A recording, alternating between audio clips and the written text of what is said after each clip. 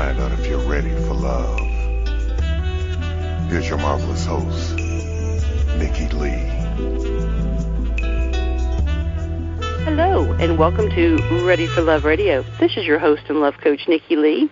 Today, we are going to talk to Michelle Wing, and what we're going to focus on is her work with a book called Cry of the Nightbird, Writers Against Domestic Violence. So, Michelle, it's great to have you with me today. Really great to be here, Nikki. We're just going to share all kinds of great things, and folks, at the end of the show, if you need to, come over to the archive and listen to it again.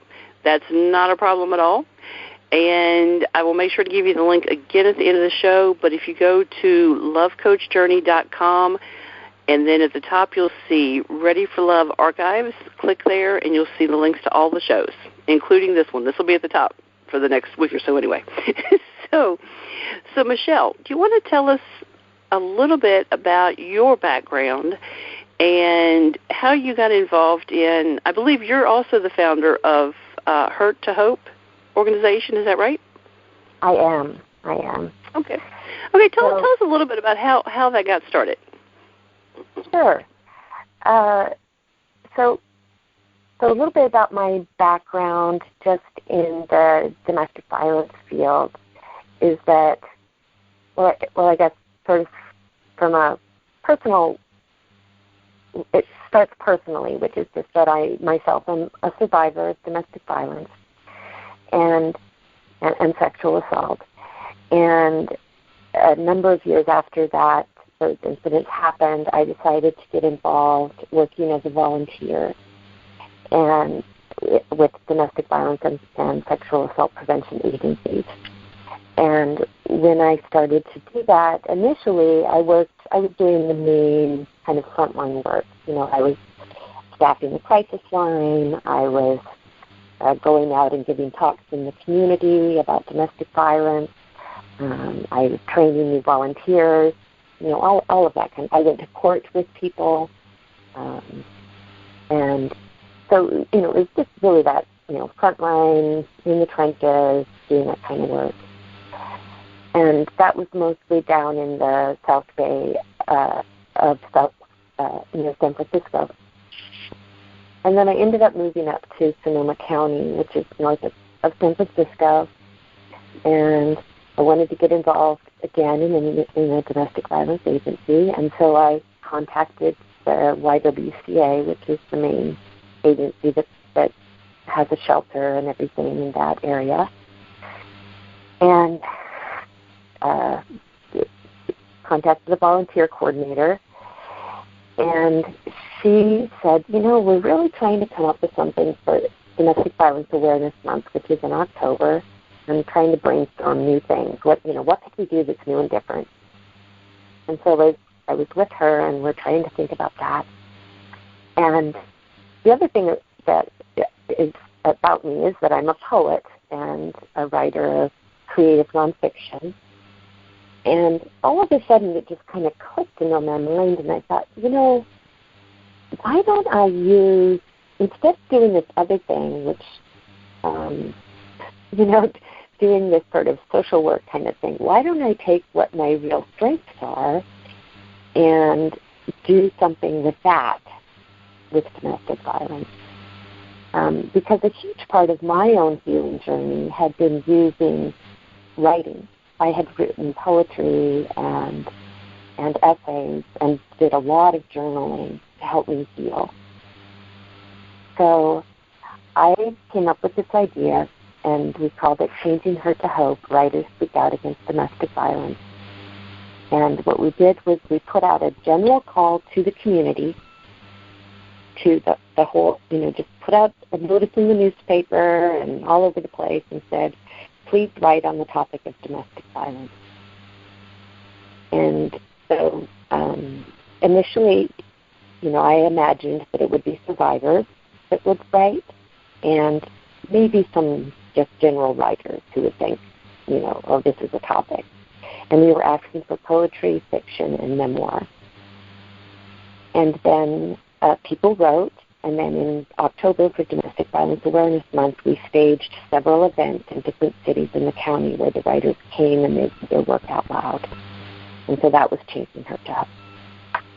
You know, I was reading the information about how it got started on the website, and it was I had to kind of smile at one point because it said, you know, you put out the invitation and you waited. You know? Yes. And I've done so many things like that. You know, whether it's a fundraising event or something else, and you put it out there and you're so excited about it. You know, you put it out there.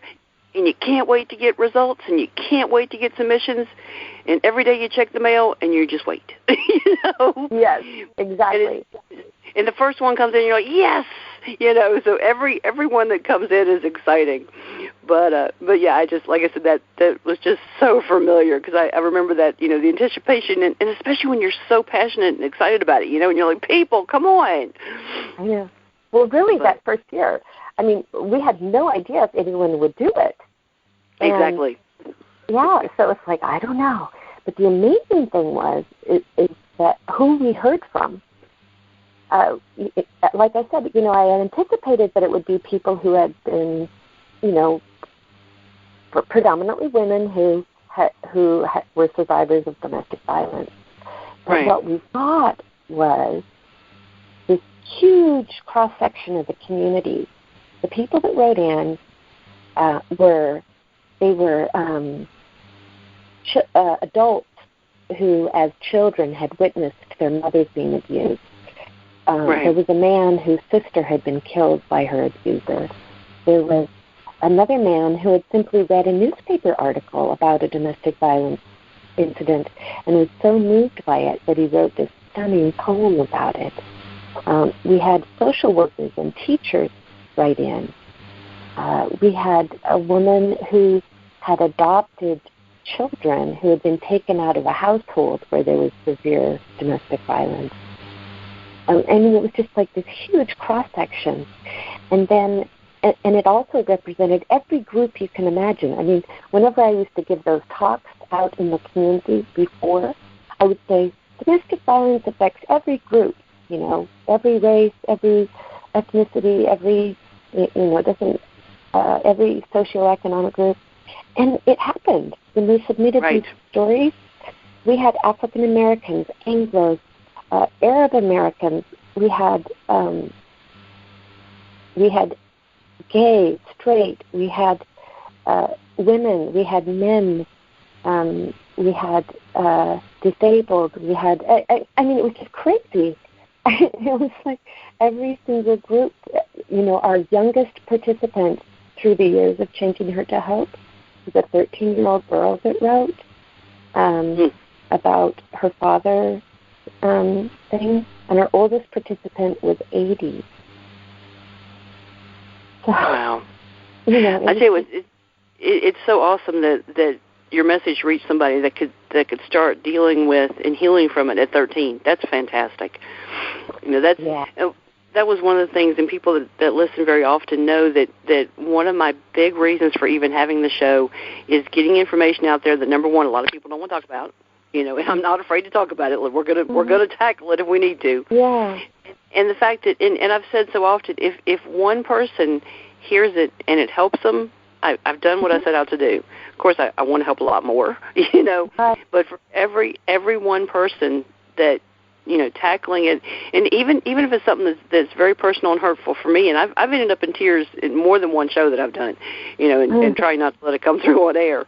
Right. But you know, it's things that need to get out there, and I know things that I didn't deal with for far too long, you know, and being able to help people earlier, faster, and to start the healing process is just that's what this is all about for me. Exactly. So that's why when I got and I don't remember who you or somebody else that sent me an invitation to your Facebook page, but as soon as I spotted it, I said, she's got to be on my show. Somebody's got to be on the show. Well, thank you.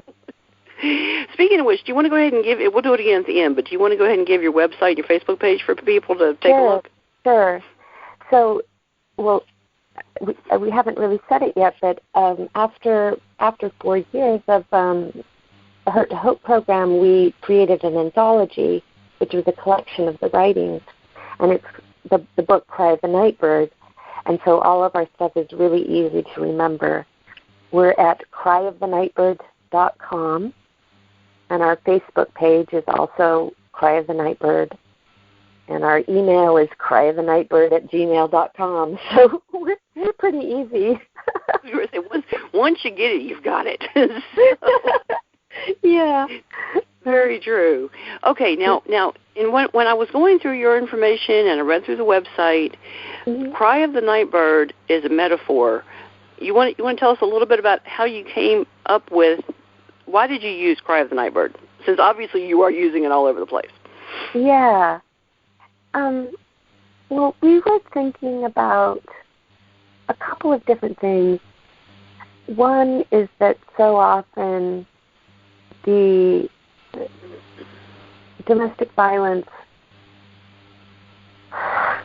in a literal sense often happens at night. True. And that and we thought the image of the bird crying out, the bird being like, and I'm going to say woman when I'm talking about this, but men can be victims, but unfortunately the statistics show that predominantly it is women that are victims.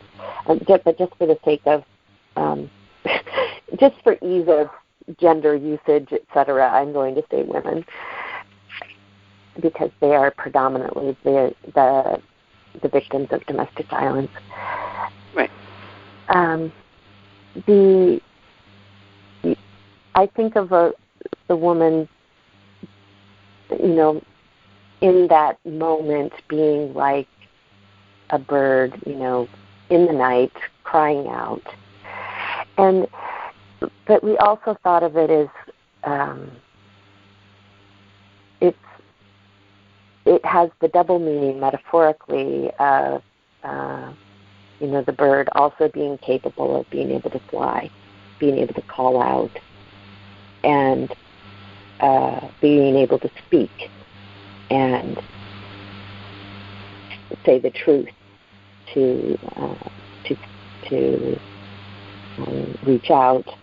And one of the wonderful things that happened when we did our book launch was that we had musicians come and appear, and they did the Beatles' Blackbird as part of our opening.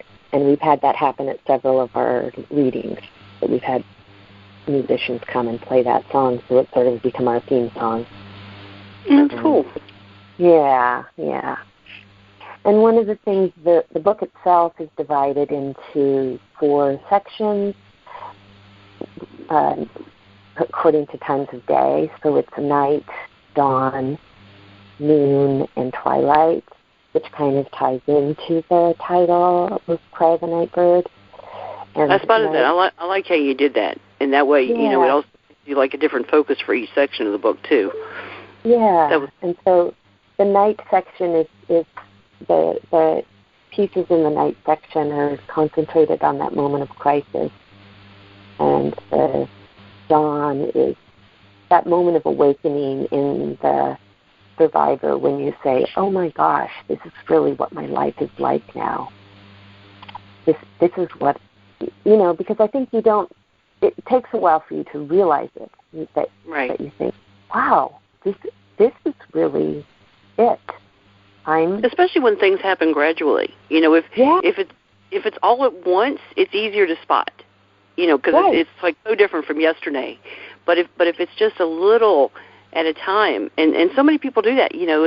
It's like, well, life changes just a little bit and a little bit. Kind of like if you don't see somebody for 10 years, if you're around them every day, you just don't see the changes. But in the same way, if things happen a little at a time or escalate a little at a time, it's much harder when you're in the situation to recognize it. Right. I mean, if somebody hits you on a first date, there's not going to be a second date. There definitely shouldn't be a second date. Yes. Right? It's pretty unlikely. But that's what's so insidious about this, is that a lot of times what happens is that things that seem attractive to us, particularly because of some of our culture's lies about what it makes a nice relationship, right, build up. And I don't know if this is a good point to bring this up, but some of the red flags that I see early on in a relationship are some of the very things that many people think are romantic. Right. I'm very big on sharing red flags because like we both said, people may not realize the situation is deteriorating. They may not realize that they're going from a healthy to an unhealthy relationship. So definitely feel free to share any red flags that you want to. I'm, like I said, big into red flags. So one of the things, just even very early in a relationship, if you're with someone who has really strong opinions about things, and it can be something like having really strong opinions about what you wear, and that can be camouflaged. You know, they can say, it can be someone who wants to buy you clothes a lot. Right. And say, no, I like that better.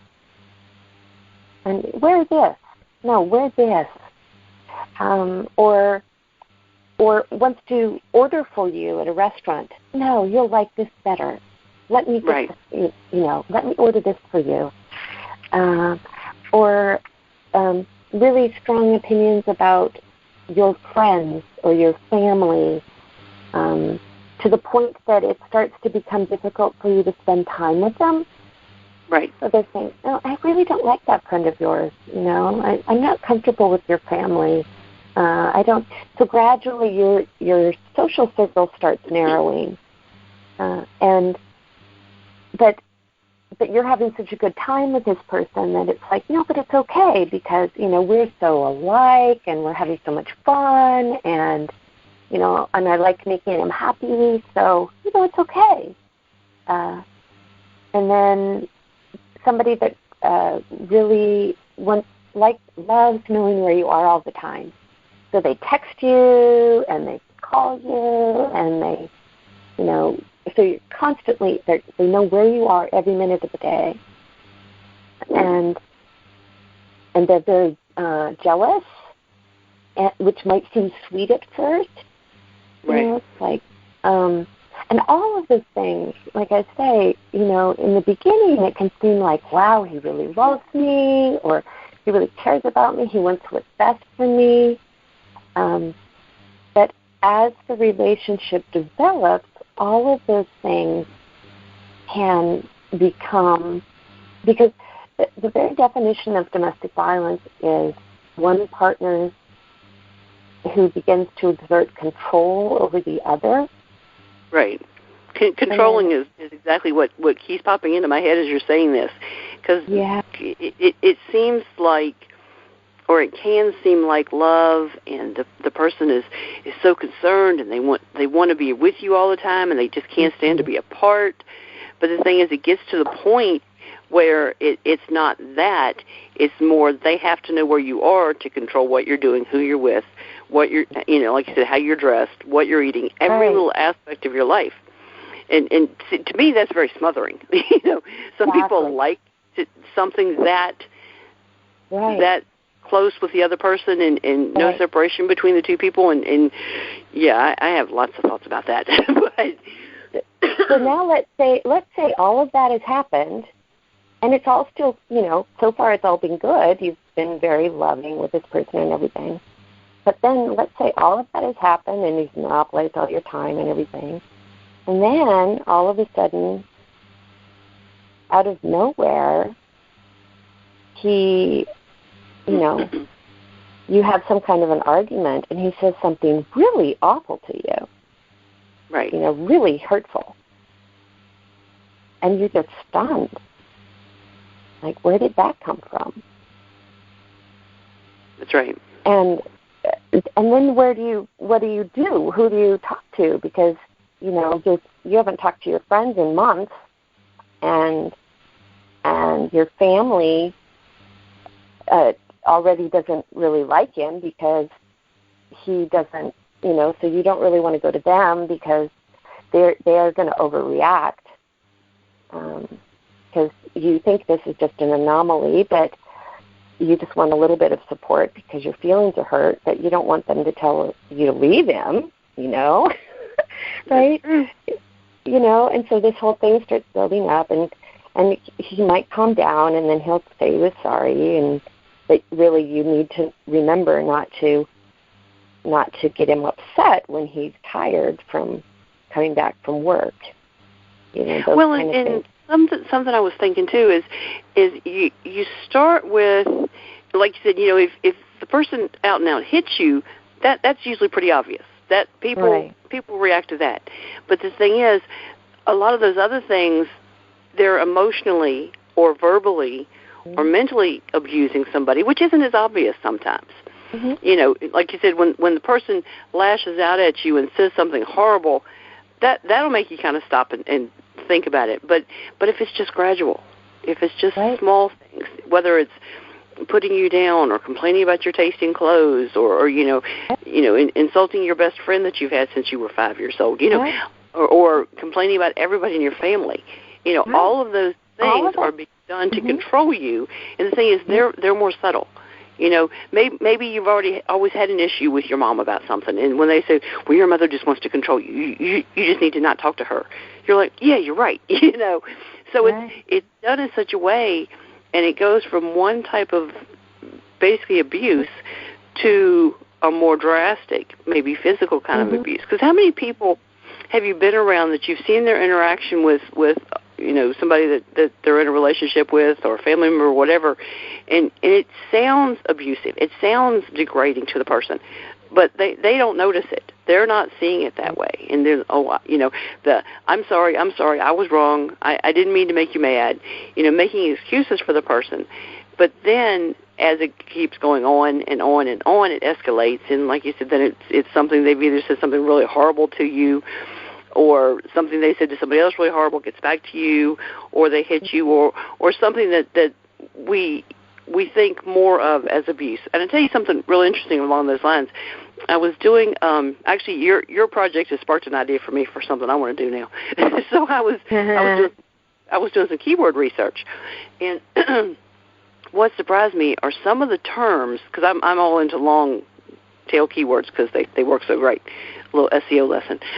But I was looking, and what kept popping up is people going in, and this had the greatest number of hits on Google and the other search engines, was what is abuse? What is domestic violence? Right. So people, they're wondering, they're thinking, is this something I should be concerned about? Is this a red flag? Right. So people don't really, they don't know the definition, and they don't know how to recognize it when it's happening to them or to people they care about. Right.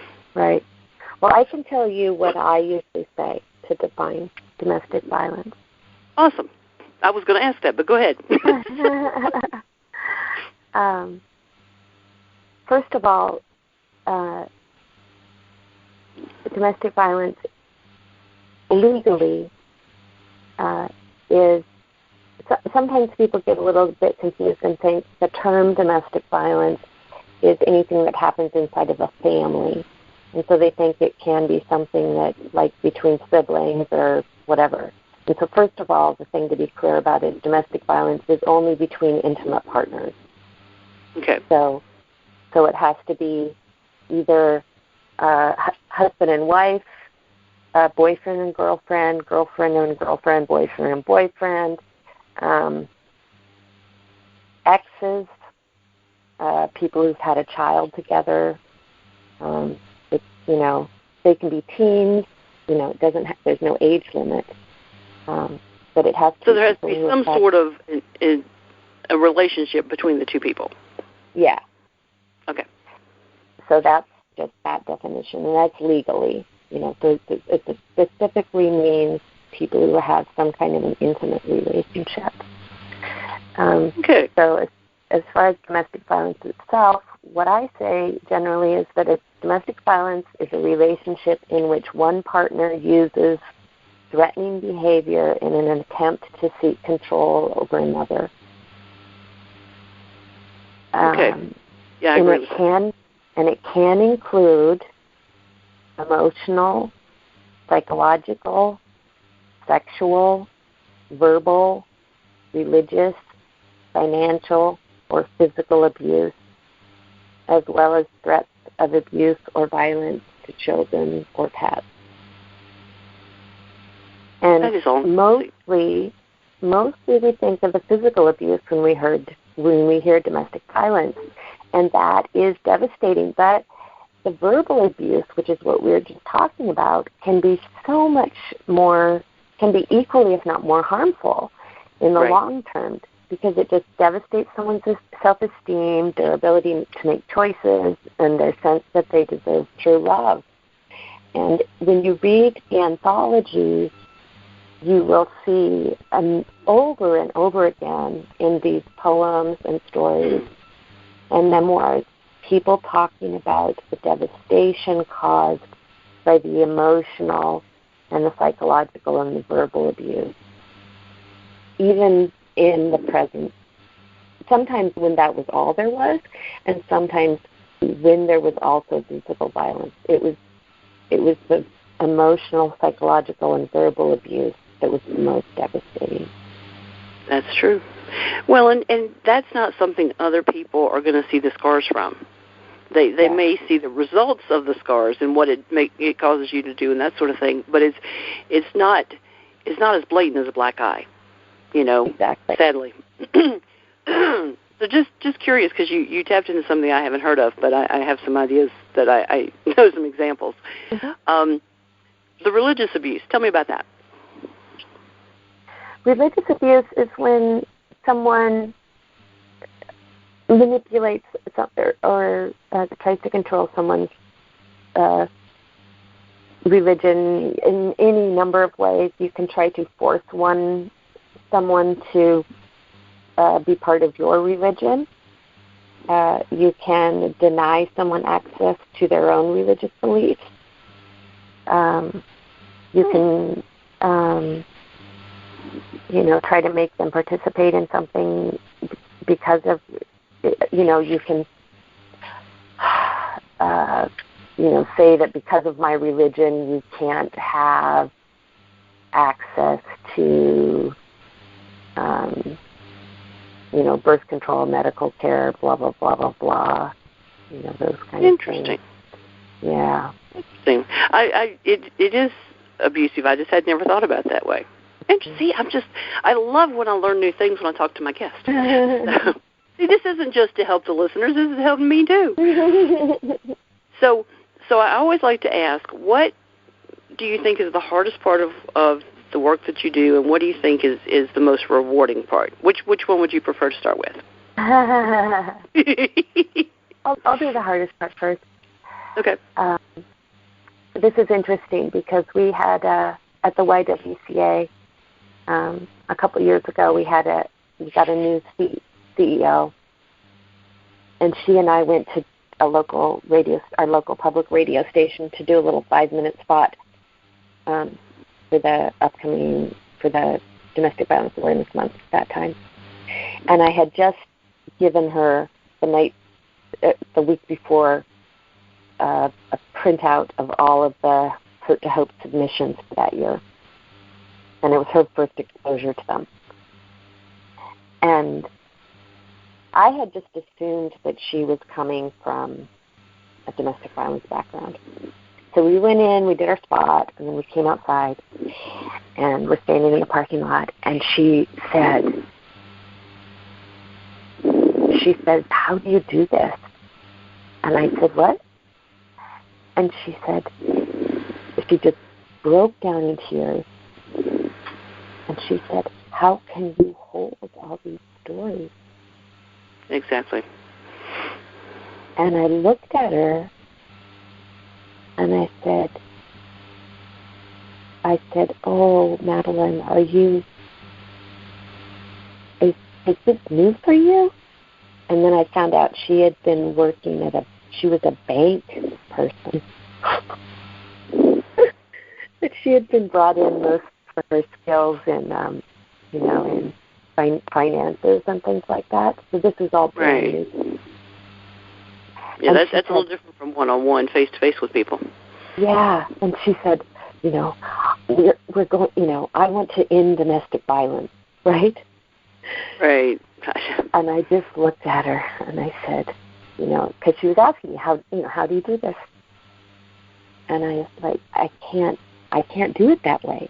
You can't go to work every day thinking I'm going to end domestic violence. Right. You'd like to, but no. And I said, so what I do is every story that comes to me, because that's what happens, is every one of these comes to me, and then I deal with each one of these people. I said, I meet them one at a time, and I hold them.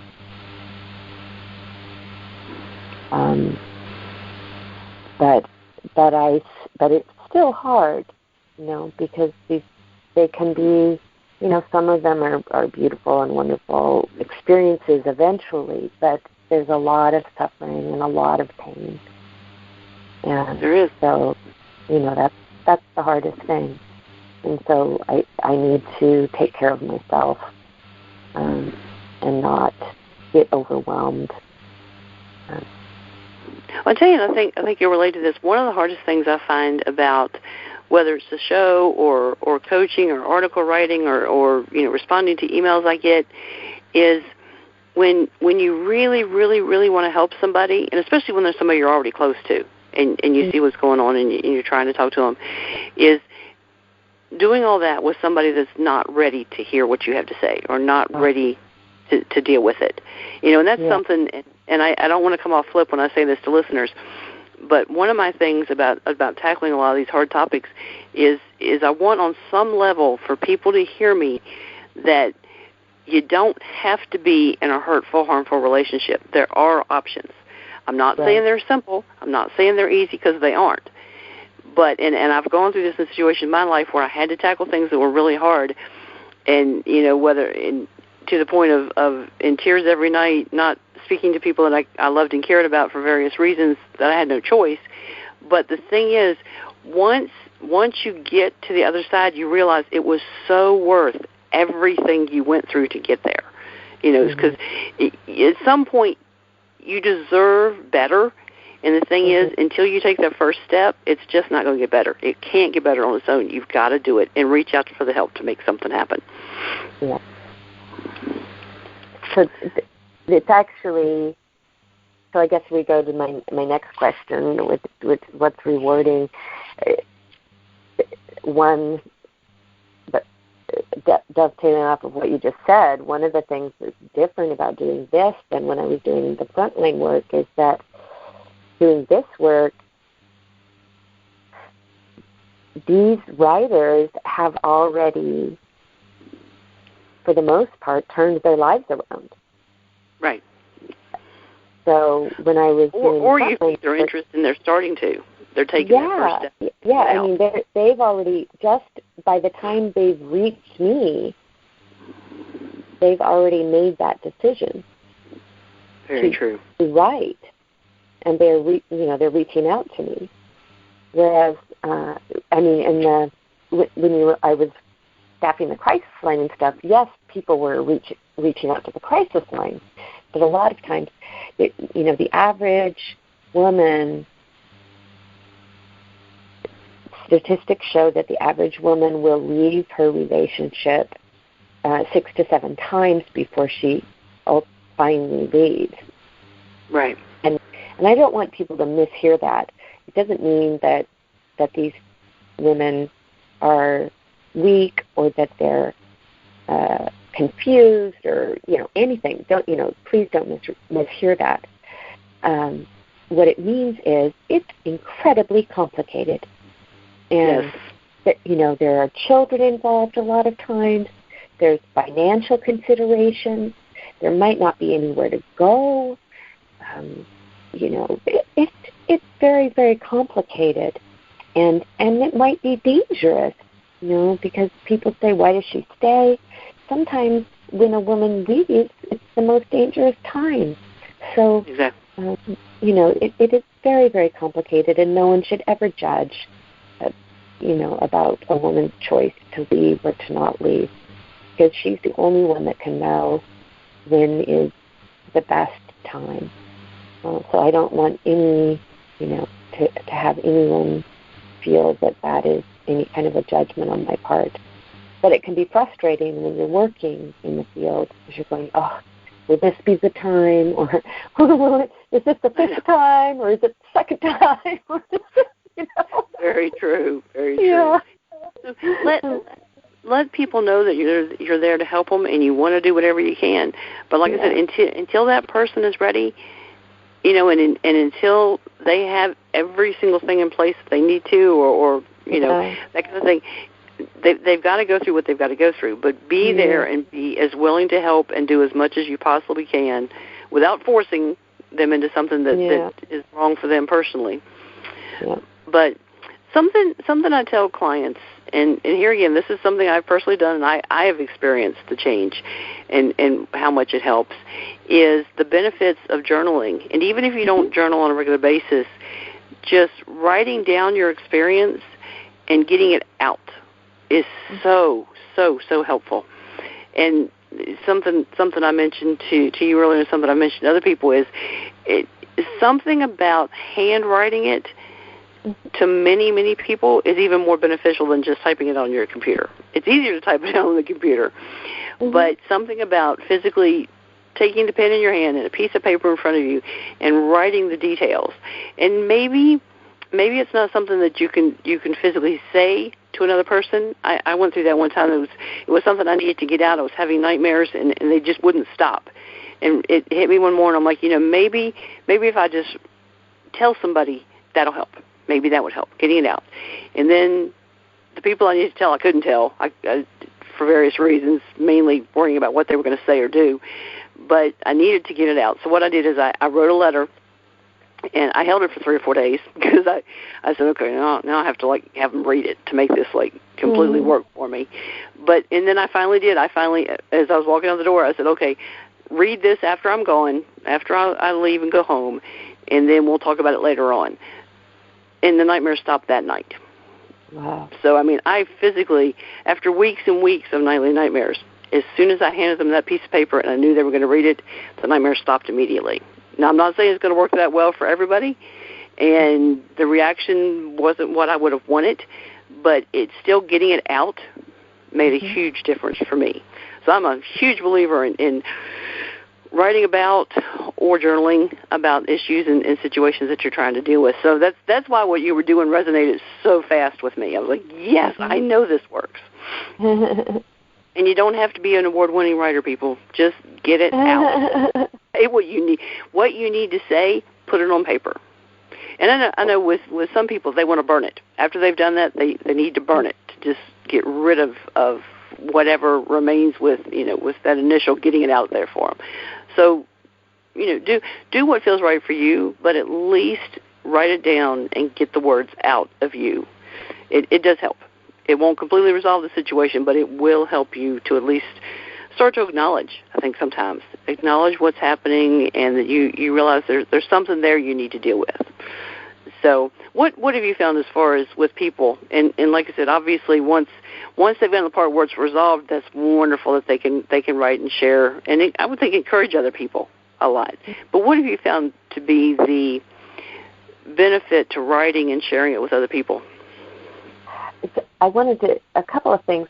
First, when you said you don't have to be a great writer, one of the very important aspects of Changing Hurt to Hope that was just key for me from the beginning was that my belief was that anyone who submitted a piece to the program, as long as it dealt with the topic of domestic violence, they would be invited to come and read. I did not edit or eliminate people because they were, less literary or anything like that. Right. And that was really important to me because, especially with this audience, with this group, so many of them had been silenced. And in so many ways, but particularly as creative people. And what I found was that a lot of them, one of the ways that their abuser had silenced them was to destroy their creative things. True. So I heard stories over and over again of journals being read without permission, paintings being cut or knifed, Right. other kinds of creative pieces being destroyed, to the point that they stopped being creative beings, that they just shut down that part of themselves. Right. So it was a huge reclaiming of self for them to write these poems or stories or memoirs. And so I was not going to be someone who said, sorry, this isn't good enough. Right. You didn't get in. So I was wondering how much editing you all did of the works, and that when I was reading over what you were doing, I'm like, the editor in me would be chomping at the bit to fix things, but they need to say it the way they need to say it. It would seem to me. Well, that was for Hurt to Hope. We did edit for the book. Okay. For the book, that was like, okay, now we're going to do a book. So we contacted everybody and said, okay, now this is different. So, so we selected some of the more literary pieces, and we did go through an editing process. So, but for the initial phase, we did that.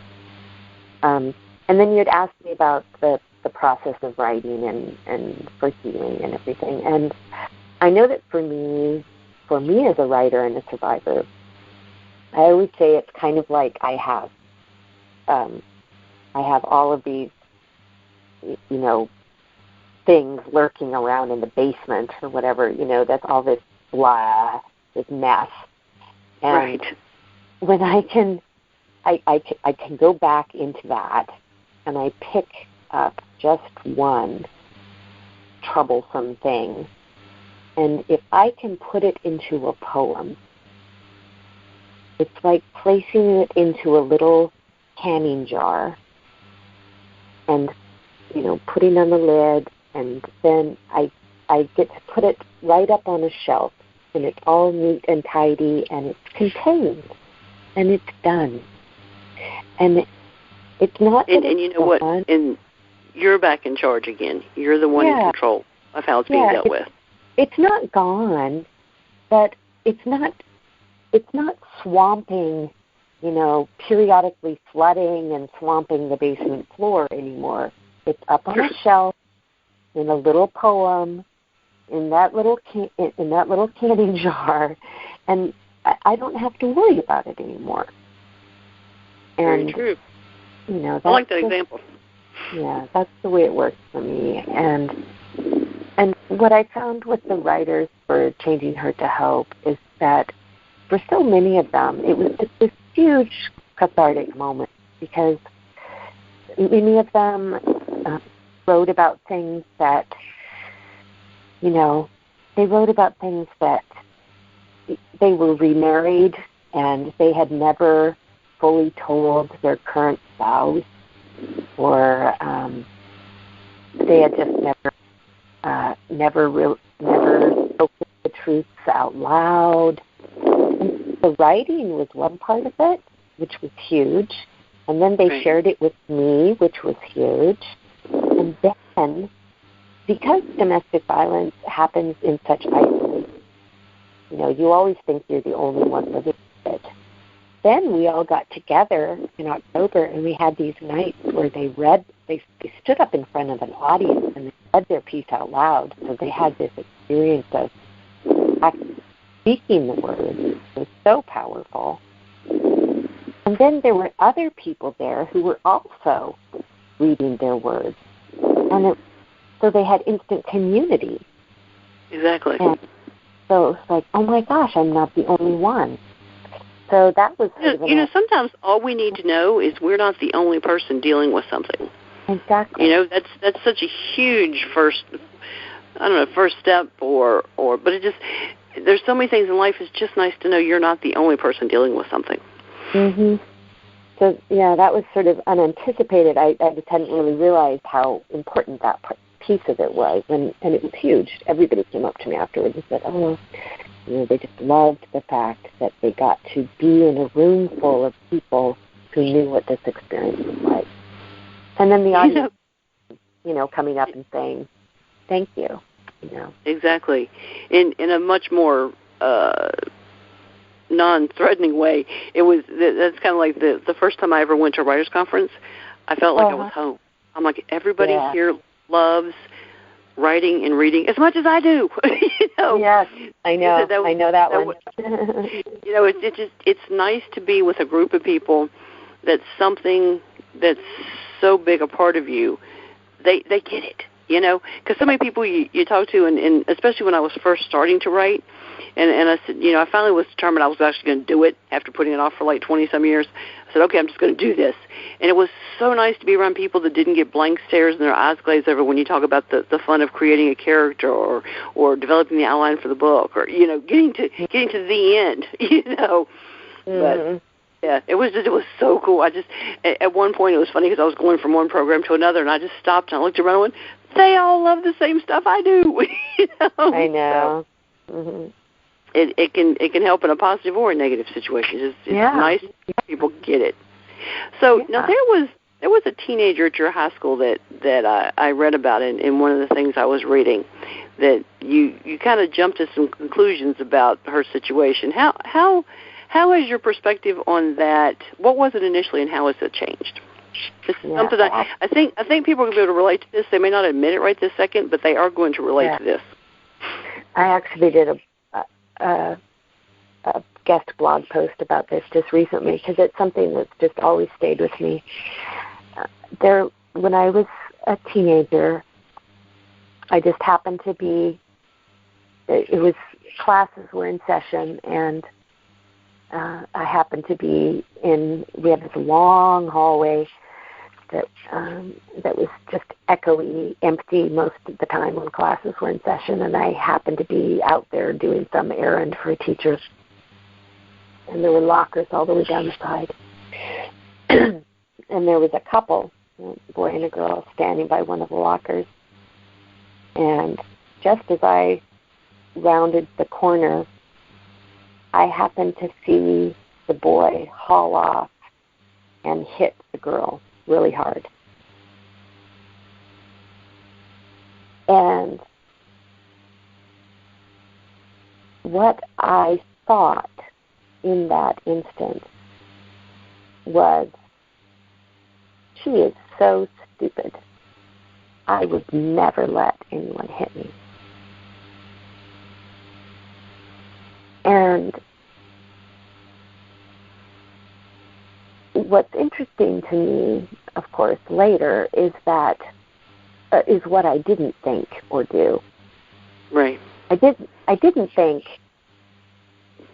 he's a jerk or, oh my gosh, that poor girl. I didn't think, oh, I should go to the guidance counselor's office, which is right around the corner, and tell someone. I didn't think I should try to find her. I didn't know the girl, but I didn't think I should try to find her at lunch and see if she's okay. All of those things. It didn't occur to me, and this is partially a kid thing, it didn't occur to me to tell an adult. Right. But all I thought was that she was stupid. And so a few years later, when I was in my early 20s, I found myself in an abusive relationship. And it started subtly, and then finally the day came when he hit me. And that day, she flashed before my eyes. And I thought, oh.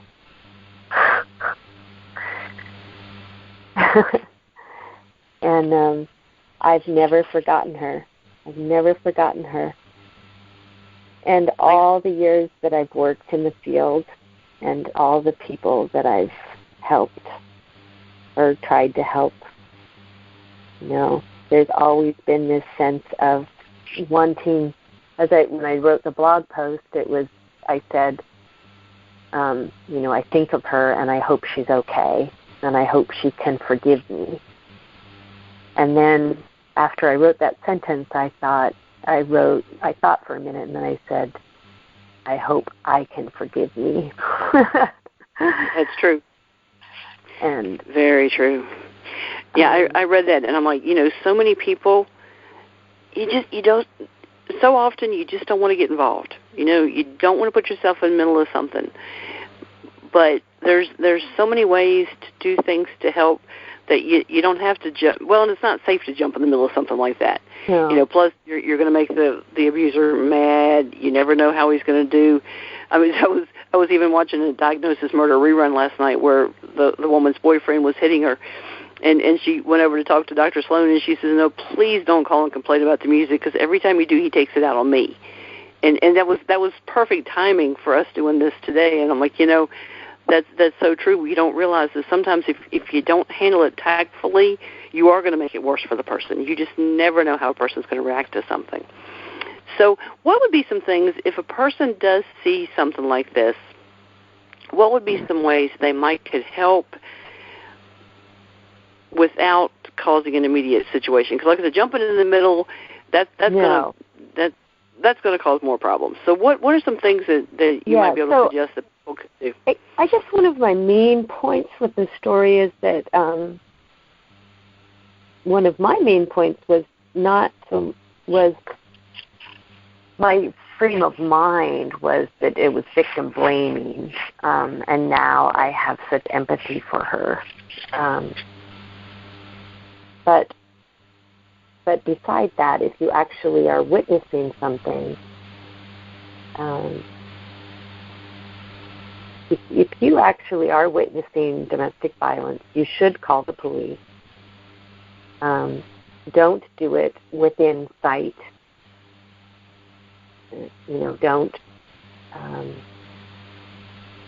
Don't make it obvious that you are doing it. True. Because you don't want to get embroiled in it. But definitely, if you are witnessing domestic violence, you should call the police, because you might save someone's life.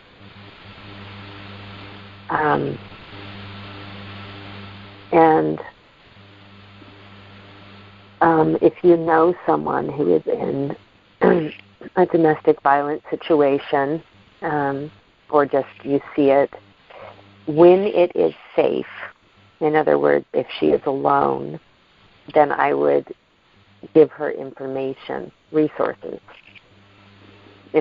about local domestic violence agencies, crisis line number, offer. Don't get personally involved.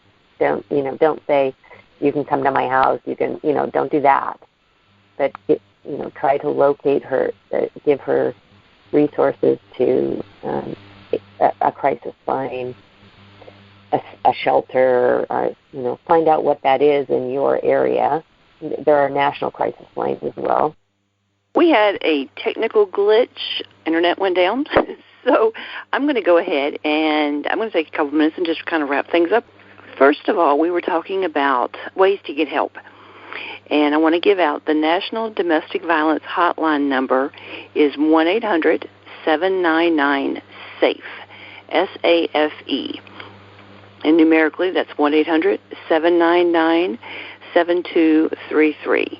And that is the national number, but they are able to get you local resources.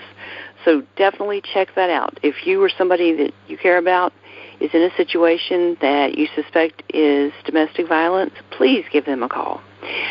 Michelle also asked me to mention that all the proceeds from the sale of their book, Cry of the Nightbird, goes to the YWCA of Sonoma County to help fund their domestic violence prevention work. So it's definitely a very worthy cause. And remember, 50 different pieces were written by 38 different people, and you're talking about a very wide variety of people that were either personally impacted, somebody they cared about was impacted, or they were just touched so much by a story of domestic violence that they heard either from a friend or in the news. And I wanted to share a great review on her website by the California Journal of Women's Writers. I'm going to read you one paragraph. There's a whole page. It's a long, long review. It's the kind of reviews I write. But there's just one paragraph I want to share. She said, "What I like most about this anthology is the diversity of the voices and stories it shares. The heterogeneity highlights the devastating scope of domestic violence and refutes the stereotype that victims are always women and their abusers are always men. In addition to the familiar cases of women battered by men, Cry of the Nightbird features the voices of men, children, and women abused by same-sex partners." Michelle Wing herself falls into the last category, and she poignantly reminds us in her poem, Even a Woman, that though her girlfriend stood at just 5'4" and 115 pounds, even a woman can make you run. Besides bafflement, I didn't know a woman could be the bad guy, too. Victims of atypical domestic violence often feel ashamed, as the husband of Tainted Vows does. He felt ashamed and less of a man. Who would even believe him? Who would believe that he, 6 feet tall and 190 pounds, got attacked by a woman 5'4" and 130 pounds? By including their voices, Cry of the Nightbird validates their experience, making it easier for other victims to come forward. Now, I just want to make sure to give you all the information so you can find not only Michelle's website, but also mine. And feel free, there's a contact page on my site, so feel free to reach out anytime. Now, the website for Michelle's site is www.cryofthenightbird.com. Facebook page is facebook.com/cryofthenightbird, and email cryofthenightbird@gmail.com. If you want to listen to the show again, and I encourage you to listen again if you want to, and share it with friends of yours if you want to, feel free to share any of the information from my shows. I am going to put it on my site at lovecoachjourney.com/ you guessed it, Cry of the Nightbird. And there will be, after the show airs on New Visions Radio, there will be an MP3 player where you can listen to the podcast on lovecoachjourney.com/ Cry of the Nightbird. And until next time, this is your Love Coach, Nikki Lee, saying, are you ready for love?